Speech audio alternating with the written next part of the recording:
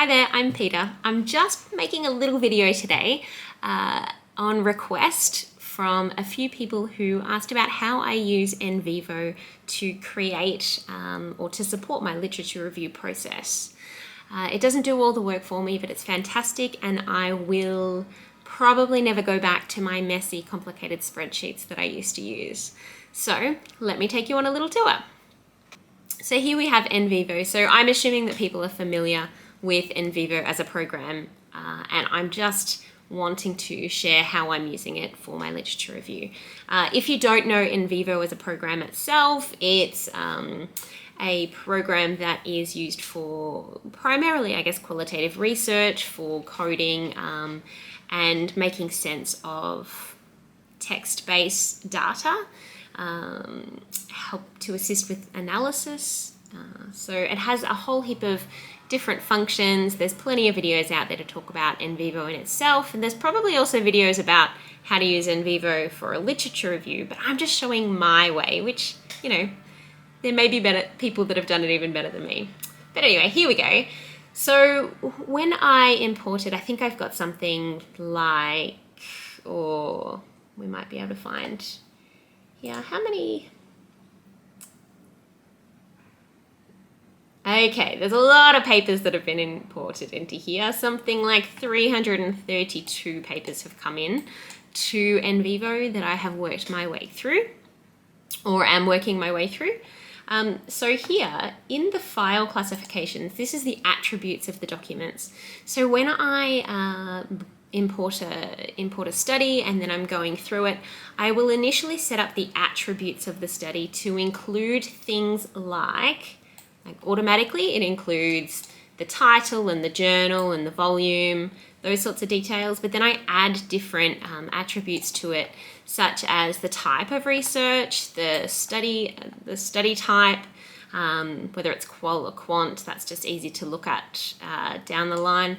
And actually I do specify in between different types of qualitative and quantitative methods as well. Then I have created tabs about the specific focus. So I have set my spreadsheet up with these different categories. So experience, intervention, mental health. So that if I just wanted to find something about mental health, I can just click here and look under this. So this is the focus of the topic of the paper, where it sort of fits as such in my areas of interest. And this will then, you know, narrow it down just to the mental health. And then I have a sub-focus in here. Yeah, I really wanted to look at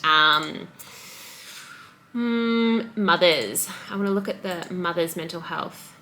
So if I change that, then I've really narrowed down my 330 papers just to these specific ones that looked, here we know already, we can see that 2 were comparative studies with a quantitative methodology, and that they focus on the maternal mental health. And we can even look at their location and other attributes that I have already created and input this as I was moving through each paper individually. It just makes it really easy to come back and find the information. If I want to find RCTs easy, I've got it all there. I can just click a few buttons and I will find it.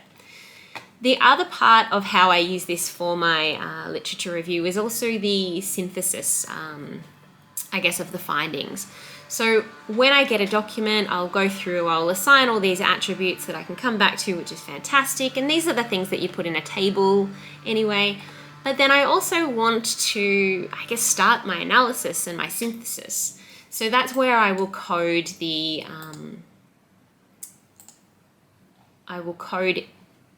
content as I move through the paper, things that stand out. So I have added all my different nodes. You'll see some of the main topics again, I guess, experience, intervention, and mental health that were in there as well, that also do kind of represent the codes in here. And then obviously there's a whole lot of different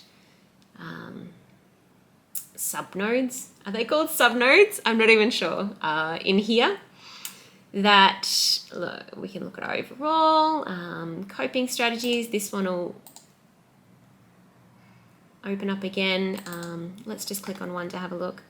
So wherever I found control being a factor in experience, maybe having an influence in experience, maybe people talking about how that has related. Whoa, the computer's being really slow.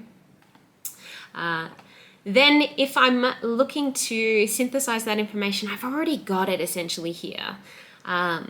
I can go by and collapse these into further sort of themes if I wanted to do it that way. But at the stage of the literature review where I'm at, I'm preferring to keep these really quite narrow in their focus for that, because I'm also going to come back and use this to pad out my discussion when I get to that stage, which is soon. Yay!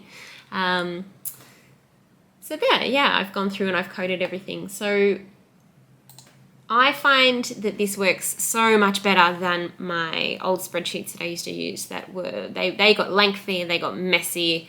It was too easy to accidentally delete things in my spreadsheets, I found. So, and I find that you can easily you can always just add another node, or you can add another attribute. It's a little bit easier in here. So it really helps me, I guess, even structure my thinking, and really helps me find what I'm looking for in a moment of something like over 300 papers. If I know I've read that somewhere, I've got it coded somewhere under some kind of code, or I've got it as an attribute if I'm wanting to find, as I said, a particular type of study. So there you go. That's my quick example of how I use NVivo to support my literature review process. I'm sure there are plenty of other ways that people do it. I would love to, watch your video down the line about how you've done it, because I think we can always build upon these skills, and I get a little bit overexcited by literature reviews. So anyway, enjoy. Good luck with whatever you choose. Bye.